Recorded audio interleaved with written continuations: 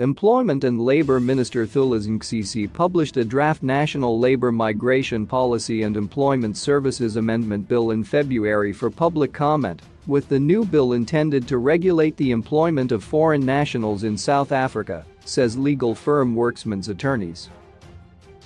As part of a raft of new changes, the bill proposes to repeal Sections 8 and 9 of the Employment Services Act in their entirety and insert Chapter 3A in its stead.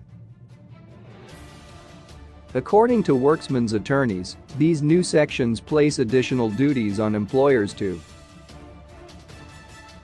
establish that the foreign national is entitled to work in South Africa and to perform the work they are employed to do. Make certain, before filling a vacancy, that there are no persons in South Africa, other than foreign nationals, with the requisite skills to do the work. Prepare a skills transfer plan for positions in which foreign nationals are employed. Employ foreign nationals on terms and conditions of employment that are not inferior to those of South Africans, permanent residents and refugees, and retain copies of all documents reflecting that the foreign national is lawfully entitled to be employed in South Africa.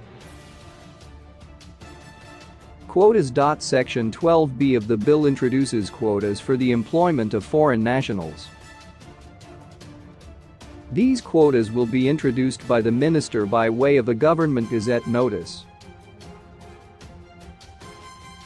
The notices may apply nationally or could be broken down by sector, region, or occupation, Worksman said.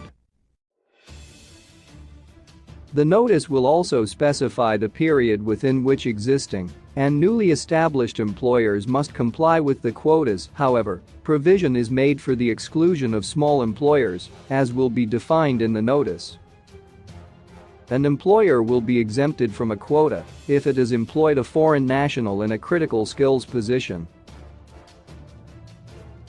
In all other instances, an employer may apply to the minister for an exemption from an applicable quota.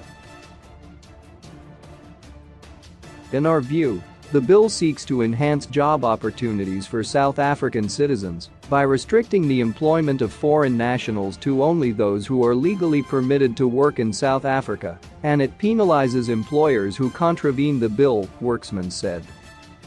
Further, the requirement to employ foreign nationals on terms and conditions of employment not inferior to those of South Africans, permanent residents and refugees, will protect foreign nationals from exploitation, while also addressing the complaints by South Africans, which continue to spark protests and violence, that the already scarce jobs are given to foreign nationals because employers can easily exploit them.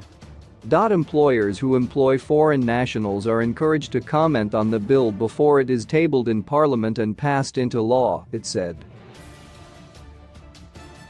Once passed into law, a failure to comply with Chapter 3A may attract a fine not exceeding R100,000.